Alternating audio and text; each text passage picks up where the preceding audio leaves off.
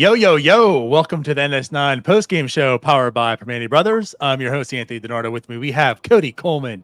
Cody in the house again. How we Cody, doing? it's been a long time. It's been a very long time.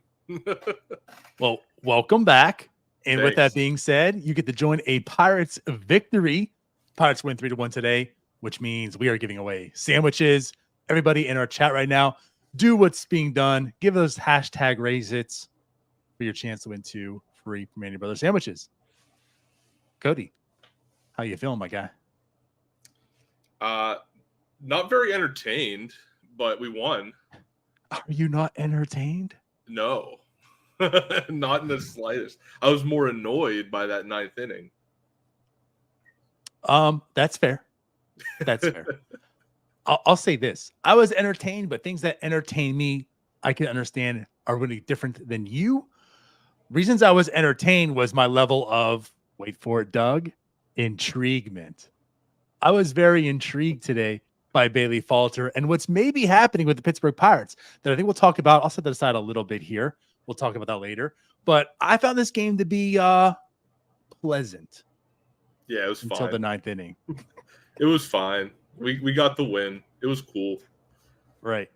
It took up my entire afternoon before I got to go to work. So there you go. Pass the time.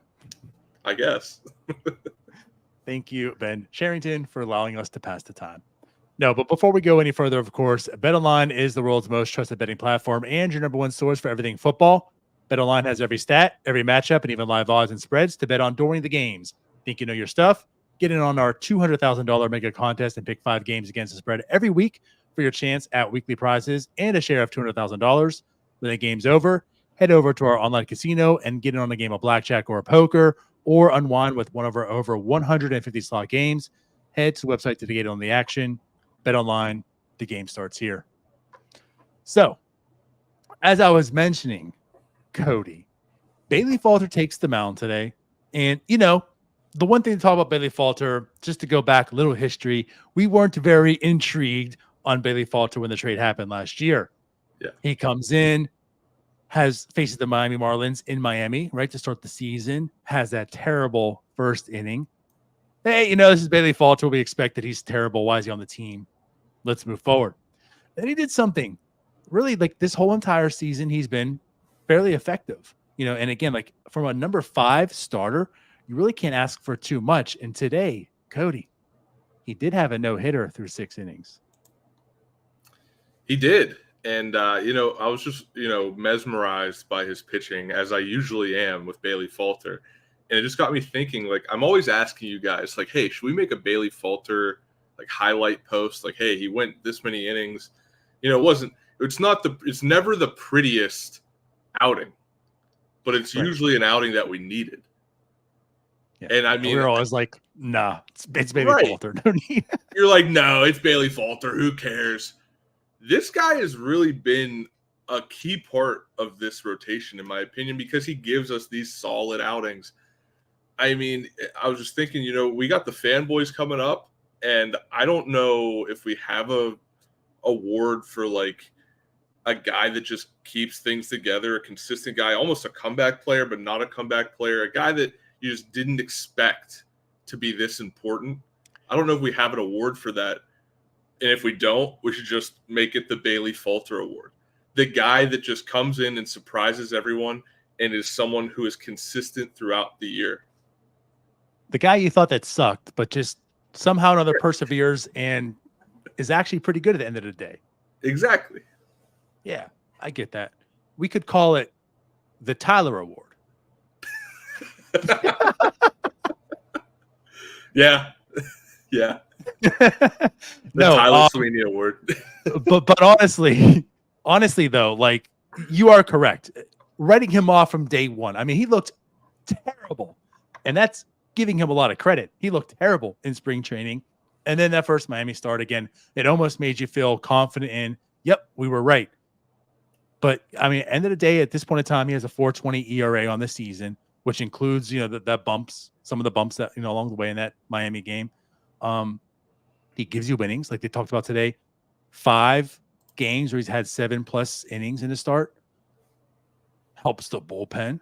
Today again he goes 7.1. I felt like he could have went more, but I understand pulling him, which is the fine move. But again, it gives you innings, provides mostly quality innings. Like he allows you to be in the game. And again, as a fifth starter, you really can't ask for much than that. So, right. Go ahead. No, I was agreeing with you. Yeah. So I guess what I'm alluding to here and want to say is, again, he did have 6 no-hit innings until we did give up his first hit. At the end of the day, 7.1 innings, 2 hits, 3 walks, 5 strikeouts, 17 whiffs. This was something, again, when I talk about intriguing, something that happened today. Career high in whiffs. Bailey Falter is not really the strikeout guy. We discussed when he throws that fastball up and high and keeps it elevated, he plays off success. But a lot of times too, it's weak contact for Bailey Falter. Today, again, it was a lot of swing and miss stuff. Only 5 strikeouts to lose that, but he was giving off balance. The hits were weak when they were allowed. But one step further I want to go to. This is what intrigued me. Sunday, Jim was on the postgame show and brought this up with Doug. That Jared Jones did something different. He threw a lot of curveballs. Now that was different. He doesn't normally do that. But the other thing about it was he threw it harder. I think it was 2.7 miles per hour and in velocity addition that day. So, he's throwing the curveball more, but he's throwing it harder. Now, Bailey Falter does throw the curveball. Today it wasn't like abnormally more, than normal. But his curveball today, 3.6 miles an hour harder. Wow. So when I talk about the intriguing thing, now I'm kind of like on like a little alert. What are the Pirates doing here? This is now 2 pitchers that have done something fundamentally different in the past week. Is this something organizational? Is this who decided this? This almost kind of reminds me of like when Chris Archer came in after the trade and everyone started throwing a slider. Not to that degree, but it's like now like people are throwing the curveball harder. Why? That's what I'm intrigued with. Yeah, and I mean, if it's just one pitch, then yeah, what is that? But also, it makes me think back to last year where we were in the last month of the season. There's a little better chance of us to make playoffs, but the team just played harder. Pitchers were playing like Oviedo, for example. He is the example of a guy who put it all out there. And it didn't turn out great for him, but maybe that's just it. It's the last month of the season. They want to end on their best stuff. Maybe that's it. But I think you're on your theory is better than my theory here.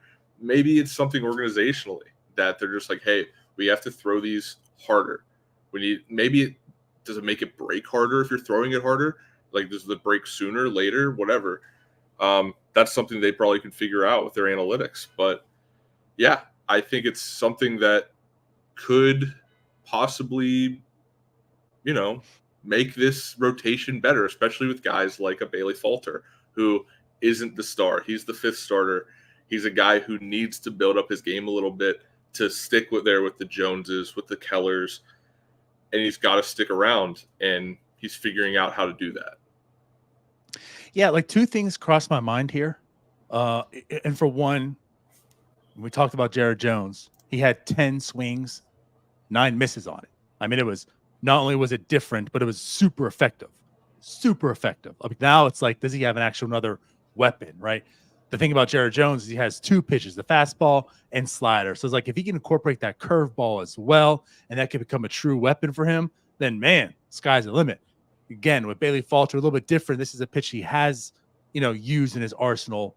But if it's fundamentally different and it's now more of a weapon. So today, not as extreme as Jared Jones, but 6 swings on it, 4 whiffs. So again, it was different. It was very effective, albeit every pitch he threw today was effective. He had 10 whiffs on the slider, 4 on the 4-seam.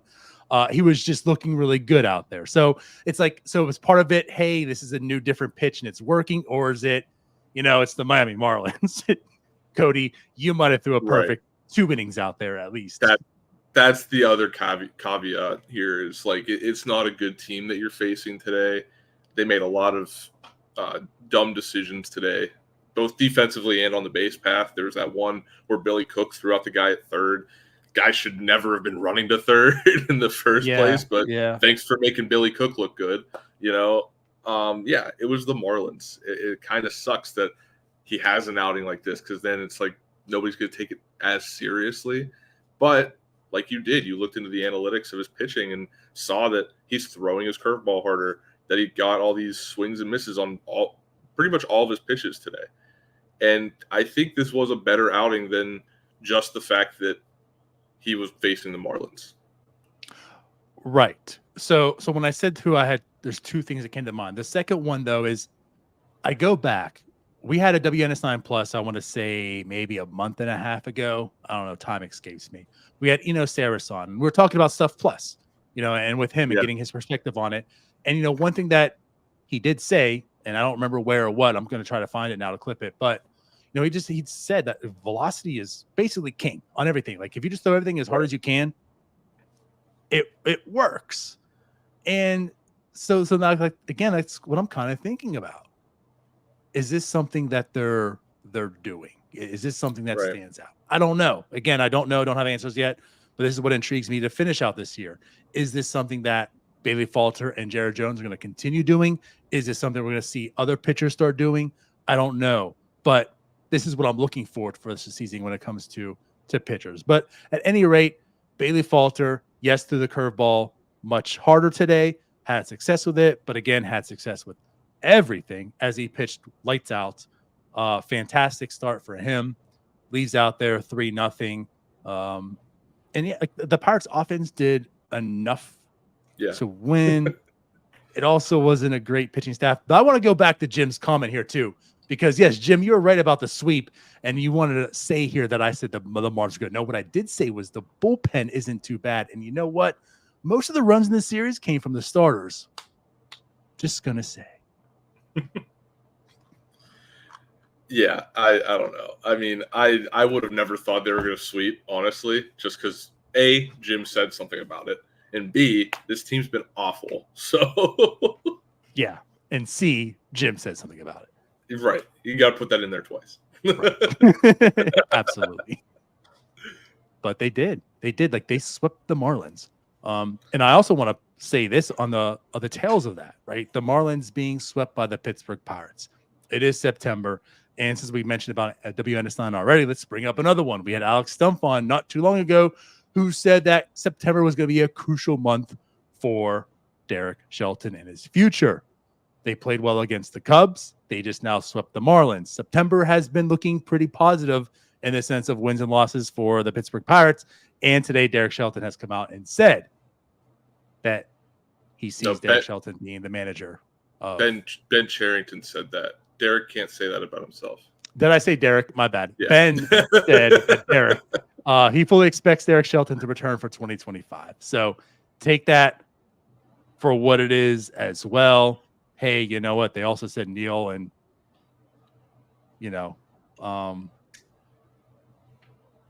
Clint. Sorry, Neil and Clint were coming back, and that didn't happen also. So, I was waiting for you to bring up the Nesbitt article. Yeah, well, there it is. But then you said Neil, and I was like, is he talking about like our Neil or like Neil Walker? Where's he going with this? Right. Yeah. So again, I don't expect him to say anything much differently, but today he did state that as the Pirates sweep the Marlins. Yeah, I mean, sure it looks positive, right? I don't know how you bring the guy back. I mean, I think this is a stepping stone in his career, right? I don't think this was the place that Derek Shelton was destined to have success at. Maybe he will on the next team or the team after that.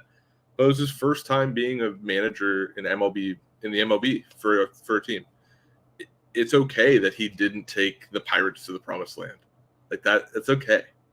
This is his first managing job. Maybe he does it with the next one, maybe with the one after that, or maybe he never does it because he's exactly who we thought he was. He's not a good manager. Well, we'll find out. And Hopefully. We'll see what happens this offseason. But hopefully, with that said, I guess I will bring this up. I learned something today, Cody. What? I wasn't really up on my advertisement policies as far as MLB is concerned. That's right. Granted, probably because the Pirates, ironically, were rather late in this. They just got the sheets patch 2 months ago. Yeah, apparently the patch has to face the pitcher, depending on what handed you are. So Bailey Makes Falter sense. is left-handed. The sheets patch is on his right sleeve, and for others that are right-handed, it's on their left sleeve. I learned that. So I guess for anyone else that I want to share this information that you might not know, or you probably all know, as Sheets dunked on me today to tell me exactly why. There it is for you. So good little info there. So today you've learned that Bailey Falter throws the curveball harder and the logo policies. And I actually noticed that earlier in the season. I saw it on Martin Perez, and he was sitting next to somebody. And I was like, like, that's different. Why is that different? But then I was just like, it was a fleeting thought. I was like, whatever, who cares? But There you go. But also the Pirates apparently aren't up on their advertising policies either. I mean, obviously with the MLBPA, that all got figured out, but they kind of screwed the pooch on that one. I don't feel so embarrassed anymore. Right. Anywho, so we talked about Bailey Falter. Let's talk a little bit about this offense. Again, early on it got going. I think right away they had bases loaded. Yeah. O'Neal Cruz walks in a run. Again, that 2-0 very early on that first inning. They got right to the starting pitcher, took him out. It was all early. It was pretty much all early. And again, the bullpen came in. Jim kept this team in check, scoreless the rest of the way. But there's some guys I want to talk about in this lineup. Now, of course, there is Brian Reynolds, who had 2 hits today, both doubles.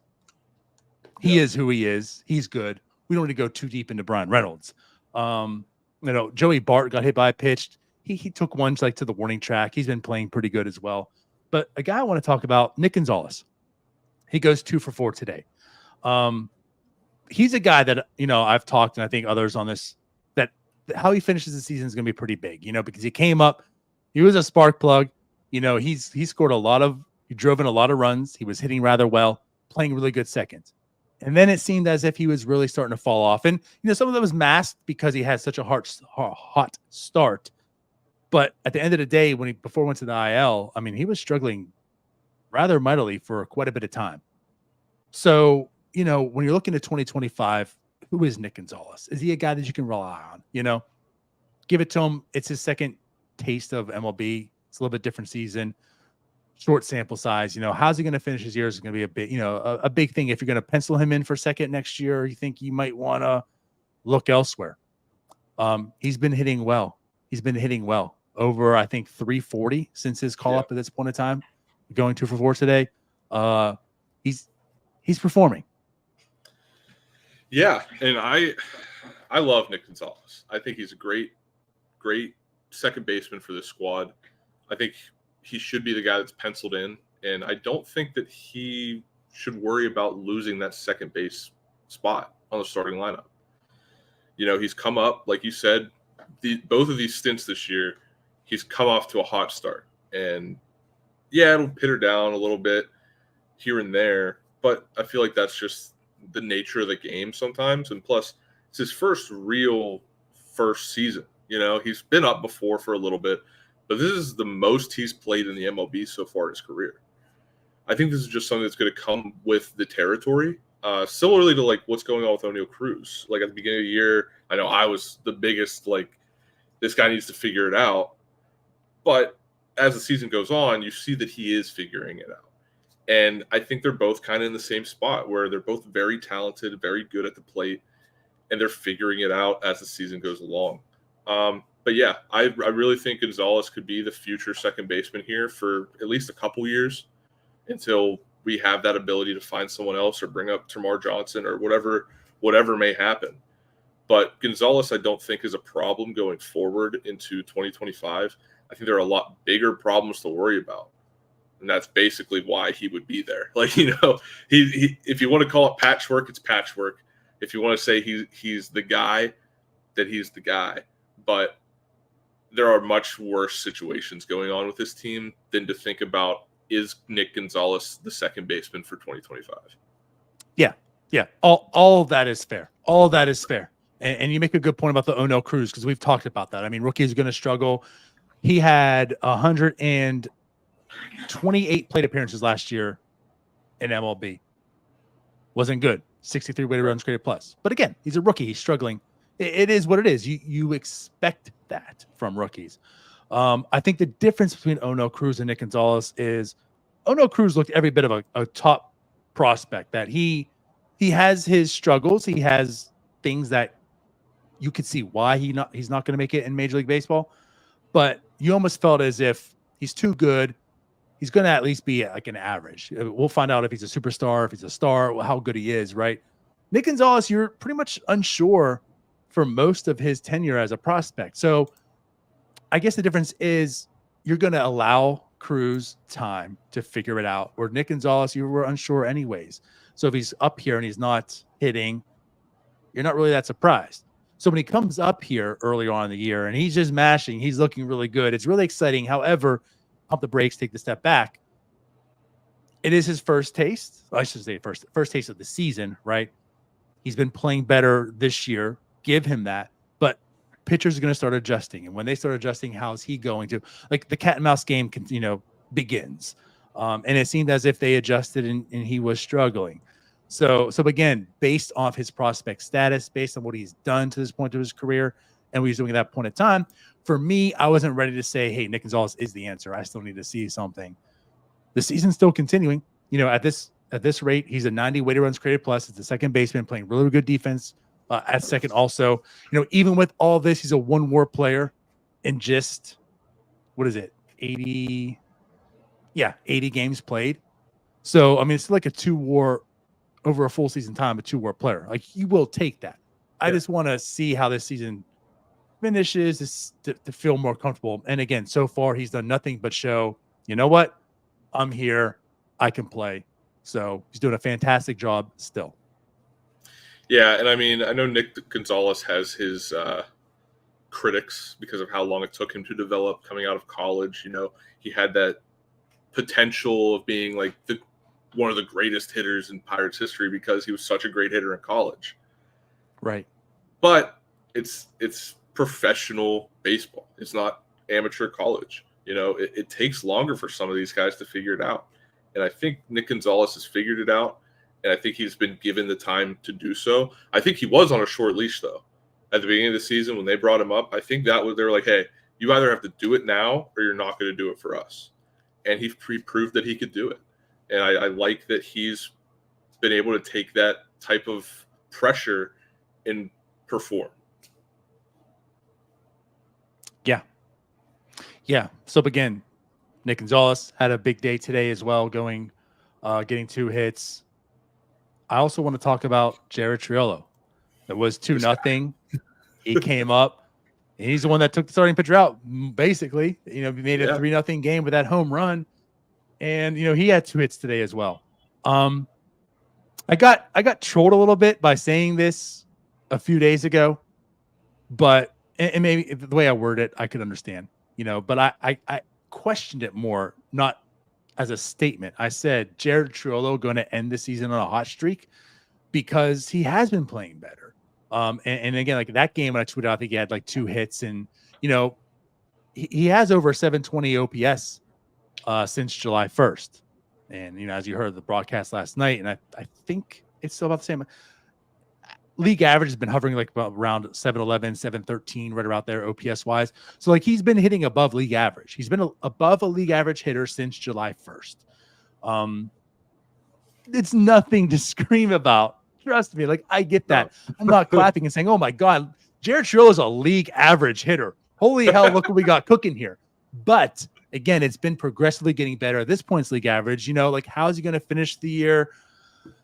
It's almost one of those things like, is he going to trick us, the way he finishes it? And then you look back and say, the season wasn't all that terrible. I don't know, but I'd rather see the players be good than not, right?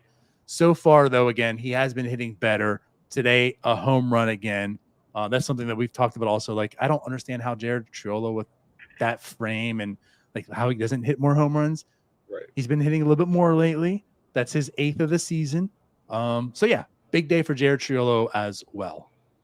Yeah, no, it kind of feels like ever since I think it was Jim mostly was saying Jared Triolo is not a Major League Baseball player. Since then, Triolo's had at least 5 home runs. Actually, I think he has 5 home runs since July 1st. I think that today was the 5th. It might have been the 4th or the 5th. But either way, that's look at me one of those two. Stats out of my backside. How about? And I'm sure we said it around. It's probably around 4th of July. Yeah, probably. If not sooner. Didn't say he was good. I'm just saying. Yeah. All I'm also saying here is I don't believe he is all that good either. But if he can at least be a near league average hitter with that defense that has value on this team, that's all we're asking for. That's all we're asking for. So he's been doing that essentially for 2.5 months now. Yeah, we'll take it. You know, when a guy like Brian Hayes is on the injured list, he wasn't playing well to begin with at the plate at least. You know, when that guy who is supposed to be one of your franchise guys is gone, it's nice to be able to insert a league average guy. Right. So. Yeah. Outside of that, again, like the offense really wasn't there. Reynolds had 2 hits, 2 doubles. Nick Gonzalez had 2 hits, and Jared Triolo had 2 hits. And again, that was basically your offense today. It was enough. But I guess let's get down to Bailey Falter leaves the game. Holderman comes in, pitched good enough. You know, it didn't excite me, Holderman. It wasn't like I'm not ready to stamp anything on Holderman yet either. I think the bigger news is what happened after that. Bednar was warming up. They were going to Bednar to get the save here. It's a 3-0 game. They've already talked and said Bednar's moved out of the position. They're going to put him in lower leverage roles. We've seen Dennis Santana. You've seen Chapman get saves, technically speaking. They weren't pretty. This is the first time since that moment that David Bednar's warming up to come in to be the closer once again. I want to hear your thoughts. I mean, so going back to what we were saying earlier with Bailey Falter, you're playing the Marlins. So this is a spot where it would make sense to put Bednar back in that closer spot, give him the work against a bad lineup, try and get that confidence back. Now he comes in. He just, I don't know what it is. Like, he had 2 strikeouts and he couldn't shut the door. It didn't make sense to me. I know there's that video about him tipping his pitches. I don't know if that's been corrected or not. I also haven't watched that video yet. That's on my watch list. But like, it was really deflating mostly deflating because I sat down on my computer. It was like, all right, let's get on the post game, and then boom, he lets up a hit, and I'm like, what are we doing? Like, I was so ready to just get on here and talk about a smooth, fantastic Pirates win. Sure. And then you have a blemish on it because Bednar couldn't shut the door. It sucks. We still won. But I think if he can't do it against the lineup like the Marlins, I think it's time to look for another spot for him. That's why I wanted to hear your perspective on this. Because I think most people, that's their thought. This is his opportunity. And this is why I did like it also. You know what? If you're going to ease him back into it, what better time to do it than facing the Marlins? You know, it's not as if it's the Yankees. You're saying, hey, David, get your job back. Here's Aaron Judge and Juan Soto, right? It's no, hey, David, get your job back. Here is, I don't know this guy's names actually. Just dude, go pitch, right?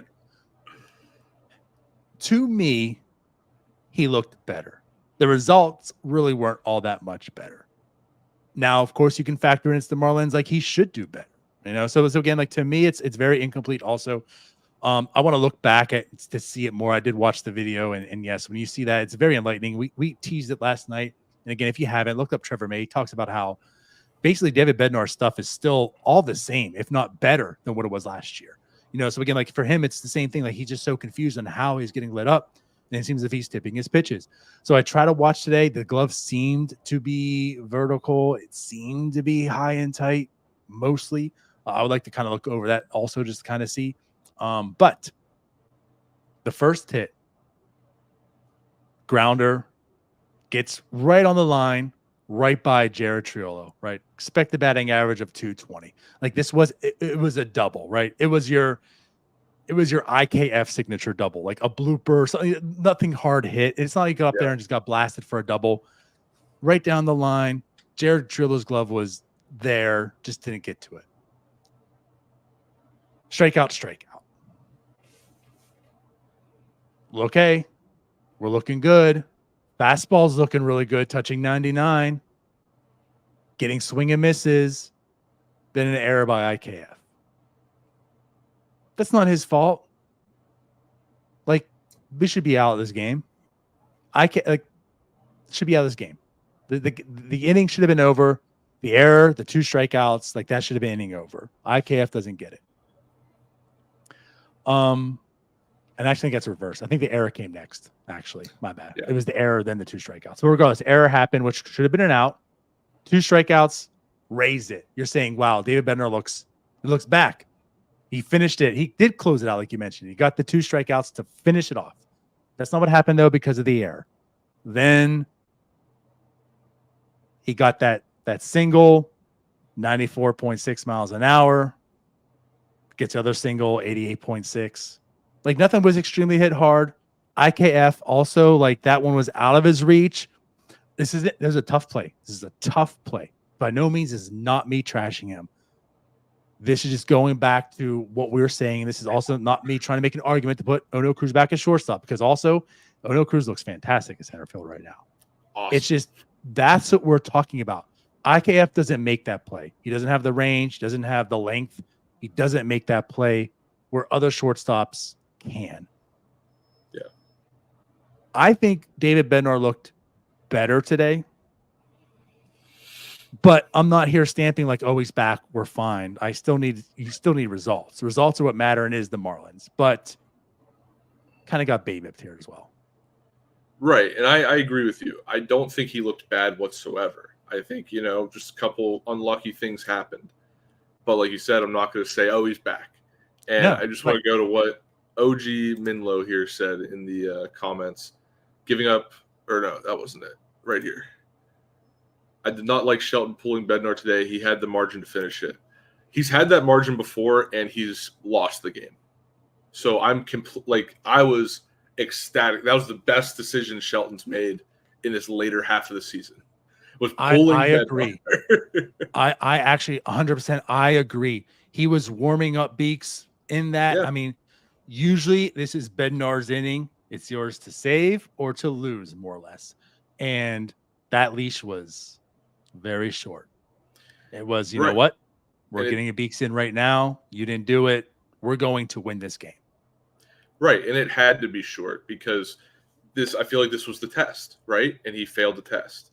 Maybe he didn't fail the test. He got like a C- or a C+. It was a fine outing, but he didn't get the job done.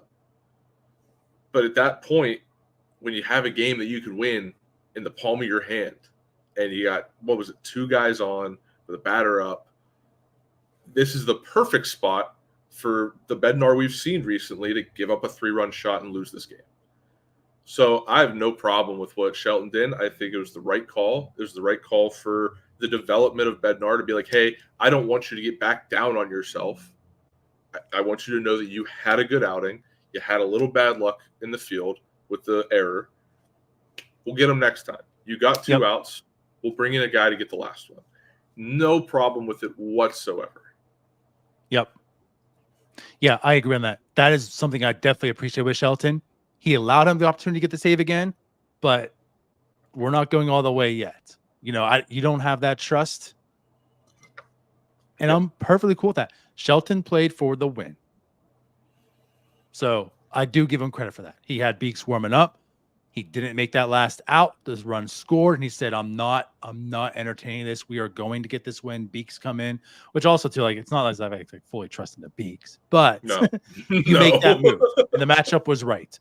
So I do appreciate that. I do like that he did it. And I don't think this should like demoralize David Bednar even further because he got pulled out. It just is what it is.